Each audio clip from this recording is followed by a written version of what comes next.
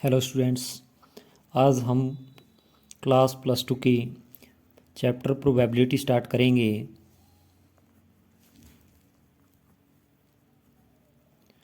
First of all, probability होती क्या है? जब भी हमारे को किसी चीज़ के चांसेस निकालने हों, हैपनिंग के भी, किसी भी इवेंट के हैपनिंग के क्या चांस हो सकते हैं, हम बात करते हैं प्रोबेबिलिटी की। जैसे कि बेसिक हम 10th क्लास से पढ़ते आ रहे हैं। प्रोबेबिलिटी क्या होता है? किसी भी इवेंट की, कोई इवेंट ई है, उसकी प्रोबेबिलिटी क्या होती है? Simple formula, number of favourable cases to event E, cases to event E by में क्या आएगा? Total number of cases.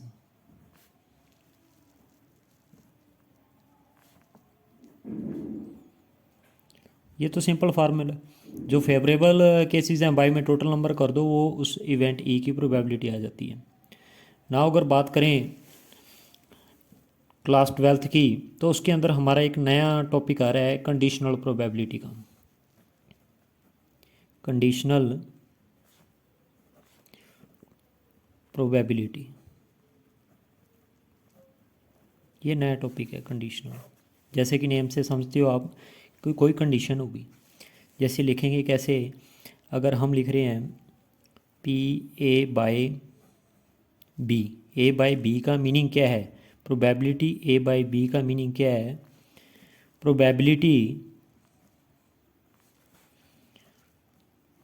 Probability of occurrence an event A when event B has already occurred। किसी event A की probability जब B event already awkward हो चुका हो, उसको पी ए बाई बी या फिर लैंग्वेज में इस टाइप से रीड आउट कर सकते हैं।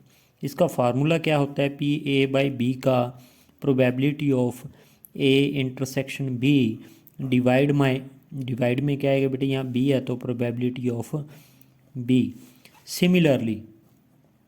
Similarly probability of B by A की अगर बात करें तो ये किसके इक्वल होगा? सिंपल फार्मूले की अगर बात करते हैं, A intersection B divide by, अब डिवाइड बाय ए है तो प्रोबेबिलिटी ऑफ ए। इसको रीड आउट करेंगे probability of B given that when A event has already occurred. तो ए इंटरसेक्शन बी डिवाइड में अब क्या आ जाएगा? P A. इसको हम कंडीशनल प्रोबेबिलिटी, कंडीशन होगी ना भी, ये जब इवेंट हो चुका है, इसमें कंडीशन होगी जब इवेंट बी हो चुका है। फॉर एग्जांपल, हम एग्जांपल से इसको रीड आउट करते हैं। लेट अस कंसीडर, अपने पास 3 रेड बॉल्स हैं, 2 ब्लैक बॉल्स हैं।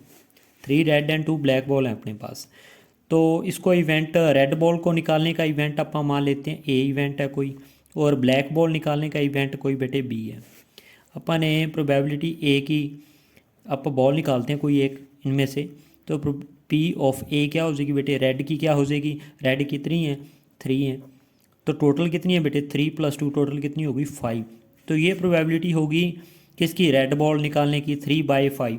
अब अपन एक कंडीशन यहाँ लगा देते हैं कि जब रेड बॉल निकालने के बाद अपन ने उस बॉल को रिप्लेस नहीं किया, कि यानी कि वापस से जो पहले 5 थी उस बॉक्स में वापस से अगर नहीं डालते, कंडीशन दे दी ना, नहीं डालते, तो दूसरे इवेंट में ये बताना है भी आपको ब्लैक बॉल की प्रोबेबिलिटी क्या आएगी। प्रोबेबिलिटी ऑफ बी से यहाँ से है सेकंड इवेंट ब्लैक, और कंडीशन क्या दे दी भी जब ए इवेंट ऑलरेडी ओकर हो चुका है। ए इवेंट ऑलरेडी ओकर हो चुका है मीनिंग क्या है? जब बेटे आपने कौन सी बॉल निकाल ली है? रेड ऑलरेडी निकाल ली है, वो बॉक्स में नहीं डाली, ये कंडीशन है। तो इससे बी पे क्या इफेक्ट पड़ेगा? कितनी है ब्लैक बॉल? 2 है। अब टोटल कितनी थी? 5 थी। लेकिन जो पहले आप पहले इवेंट में एक बॉल निकाल चुके आप, तो अब टोटल कितनी पास आपके रह गई हैं? 4 रह गई अपने पास टोटल। तो 2/4 मीनिंग 1/2। ये किसकी प्रोबेबिलिटी आ गई? Probability of event B when A has already occurred. तो ये होता है भी जब एक इवेंट हो गया उसका दूसरे पे इफ़ेक्ट पड़ता हो तो कंडीशनल प्रोबेबिलिटी का हम यूज़ करेंगे। अगर इन दोनों का आपस में कोई इफेक्ट ना हो, बी ए इवेंट निकालने से बी पे कोई इफेक्ट ना पड़ता हो, तो प्रोबेबिलिटी बी बाय ए बोलो चाहे सिंपली आप प्रोबेबिलिटी ऑफ बी बोलो, दोनों एक ही बात रहती है। लेकिन जब पहली कंडीशन दूसरे को इफेक्ट करती है तो P B by A and P B अलग अलग रिजल्ट होंगे। अगर हम सिंपल यहाँ से प्रोबेबिलिटी ऑफ बी की बात करते हैं बेटे, प्रोबेबिलिटी ऑफ बी क्या आ जाएगा, कितनी फर्स्ट इवेंट ही है अपना, सेकंड नहीं, सिर्फ फर्स्ट इवेंट ये है। अभी ब्लैक की बताओ, ब्लैक कितनी है 2 है, टोटल कितनी है 3 और 2 5 है, तो पी बी क्या आ जाएगा 2/5।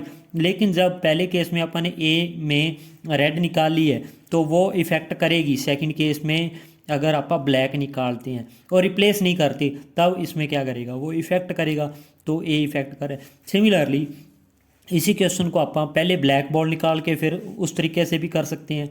तो ये बेटे फॉर एग्जांपल था आपके लिए, तो होपफुली आपको ये समझ आया होगा।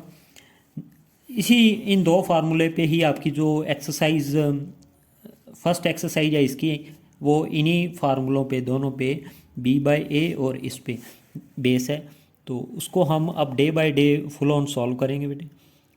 Thank you. Hello students, exercise 13.1 को आज स्टार्ट करेंगे। फर्स्ट क्वेश्चन है बेटे, क्वेश्चन नंबर 1 है given that E and F are events such that P E equal to 0.6 and P F equal to 0.3 and P E intersection F equal to 0.2, find P E by F and P F by E. ये आपको find करनी है बेटे।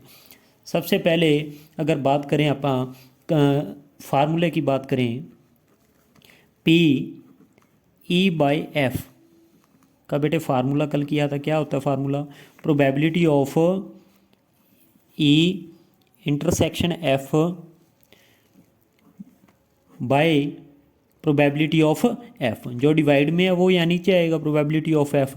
ई intersection F की question में देखो बेटे कितनी प्रोबेबिलिटी दे रखी है 0.2, तो यहाँ क्या लिखोगे 0.2 डिवाइड बाय आएगा P of F, P of F कितना गिवन है 0.3 डिवाइड बाय 0.3। बेटे जब पॉइंट हटाओगे तो ये 2/10 होगा, ये 3/10 होगा, 10 से 10 कैंसल, तो क्या आ जाएगा 2/3। वो आ गई है probability of event E when F event has already occurred. Similarly second जो है इसका पी ऑफ एफ बाय ई, इसका क्या होगा formula, P E intersection F divide by probability of E, divide by आएगा प्रोबेबिलिटी ऑफ ई।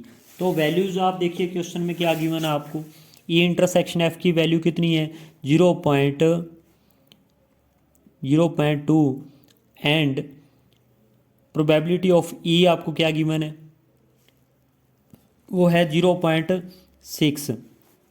तो 2/10 एंड इसको लिखेंगे 6/10, 10 से 10 कैंसल, तो क्या आएगा 2/6। 2/6 को क्या लिखोगे 2 1 जा 2 3 जा, ये क्या आ जाएगा 1/3। तो पी एफ बाई ई की वैल्यू कितनी आ गई 1/3। क्वेश्चन 1 सॉल्व। नाउ मूव ऑन करेंगे क्वेश्चन नंबर 2 पे। सेकंड है compute A by B if probability of B is equal to 0.5 and probability of A intersection B equal to 0.32। Probability of A by B आपको find करनी है बेटी। A by B का formula क्या होता है, सबसे पहले वो लिखेंगे, probability of A intersection B divide by probability of B. यहाँ बी गिवन डेट आपका बी इवेंट ऑलरेडी ओकर हो चुका, तो इसको आप नीचे लिखोगे प्रोबेबिलिटी ऑफ बी। अब ए इंटरसेक्शन बी आपको कितना गिवन है 0.32 और divide by probability of B कितना है 0.5। बेटे आप इसको ओपन करोगे तो क्या लिखोगे 0.32 को क्या लिख सकते हो 32 बाय में 100, तो 0.5 को क्या लिखोगे 5 बाय में 10 पॉइंट हटाने से, तो नेक्स्ट क्या हो जाएगा 32 बाय में 100। अब ये डिवाइड से ऊपर लेके आएंगे मल्टीप्लाई में, तो क्या हो जाएगा 10 बाय में 5 हो जाएगा, 0 से 0 आपकी कैंसिल, 2 16 जा एंड 2 5 जा 10। तो क्या आ गया बेटे 16 डिवाइड बाय क्या आ गया 5 5 जा 25। तो ये क्वेश्चन नंबर आपका सेकंड कंप्लीट है बेटे। नाउ मूव ऑन करेंगे क्वेश्चन नंबर 3। क्वेश्चन नंबर 3 क्या है आपका, if probability of A equal to 0.8 and probability of B equal to 0.5 और बी बाई ए की वैल्यू आपको गिवन है, तो ए इंटरसेक्शन बी की निकालनी है। सबसे पहले आप फार्मूला लिखिए, बी बाई ए गिवन है ना, तो बी बाई ए से ही आप फार्मूला लिखिए। प्रोबेबिलिटी ऑफ बी बाई ए क्या होगा बेटे, बी बाई ए गिवन था तो वहीं से आप फार्मूला लिख लेते हैं। Probability of B intersection A लिखो चाहे ए इंटरसेक्शन बी लिखो, बात एक ही है। डिवाइड बाई क्या आ जाएगा, पी ऑफ ए आ जाएगा। आपको इन तीनों में से जो वैल्यू गिवन है वो यहाँ पुट कर दीजिए। पी बी बाई ए की वैल्यू कितनी है बेटे 0.4 है, और बी इंटरसेक्शन ए इसकी वैल्यू तो आपको फाइंड करनी है। पी बी इंटरसेक्शन ए की वैल्यू बाई में आप क्या लिखोगे, पी ए कितना है 0.8 है बेटे। तो आप क्रॉस मल्टीप्लाई करोगे क्या आ जाएगा, 0.8 की किससे हो जाएगी मल्टीप्लाई 0.4 से, 0.4 इंटू 0.8 इक्वल टू क्या आ जाएगा, पी बी इंटरसेक्शन ए आ जाएगा। तो 8 4 जा कितना हो जाएगा बेटे 32 हो जाएगा। तो 0.32 आ जाएगा मल्टीप्लाई करने से। ये किसकी वैल्यू आ गई है, पी ए इंटरसेक्शन बी लिखो चाहे बी इंटरसेक्शन ए लिख दो, बात एक ही है। तो ये फर्स्ट का आ गया अपना रिजल्ट। नाउ मूव ऑन करेंगे इसके सेकंड पार्ट पे। सेकंड पार्ट इसका क्या था, probability of A by B आपको फाइंड करनी है। उसका फार्मूला लिखिए सबसे पहले। प्रोबेबिलिटी ऑफ क्या होगा बेटे, P of A intersection B divide by क्या आ जाएगा, divide by probability of B. Now value put कीजिए। Probability of A intersection B की वैल्यू कितनी है आपके पास, ए इंटरसेक्शन बी की वैल्यू बेटे, पी ए इंटरसेक्शन बी की वैल्यू अभी अभी आप निकाल के आए हैं, कितनी है 0.32 एंड प्रोबेबिलिटी ऑफ बी की वैल्यू कितनी है, क्वेश्चन में गिवन थी 0.5, तो डिवाइड बाय 0.5। नेक्स्ट क्या करोगे आप, 32 को क्या लिखोगे, पॉइंट हटाओगे नीचे 100 आ जाएगा। सिमिलरली 0.5 का पॉइंट हटाओगे नीचे 10 आ जाएगा। इसको क्या लिख सकते हो, 32 डिवाइड बाई 100 इंटू क्या आ जाएगा 10 बाई में 5 हो जाएगा। ये नीचे वाला रेसिप्रोकल हो जाएगा, 0 से 0 कैंसिल, 2 16 जा 2 5 जा, तो कितना आ गया 16 बाई में 25 आ गया, P A by B. Now इसी का थर्ड पार्ट करेंगे। थर्ड पार्ट है बेटे P A union B, probability of A union B. उसका फार्मूला क्या होता है बेटे, probability of A union B का सबसे पहले पी ए यूनियन बी का बेटे फार्मूला लिखेंगे। पी ए यूनियन बी होता है आपका probability of A plus probability of B, probability of A plus probability of B minus में probability of A intersection B. ये फार्मूला हो गया। इसमें आप वैल्यू पुट कर दीजिए जो जो गिवन है। प्रोबेबिलिटी ऑफ ए कितनी है बेटे, क्वेश्चन में गिवन है 0.8 है। नेक्स्ट प्रोबेबिलिटी ऑफ बी कितना है अभी 0.5 है। इंटरसेक्शन इन दोनों का कितना है, अभी अभी इंटरसेक्शन अपन ने ये भी इंटरसेक्शन निकाला है अपन ने, ये रहा फर्स्ट पार्ट में 0 पॉइंट कितना है 32। नाउ 0.8 और 5 ये कितने हो गए, कितने हो जाएंगे बेटे ऐड करने पे, ये ऐड करने पे हो जाएंगे 1.3 माइनस में कितना है 0.32, 0 लिख सकते हो। तो अब आप बेटे सब्ट्रैक्ट करोगे तो कितना आ जाएगा,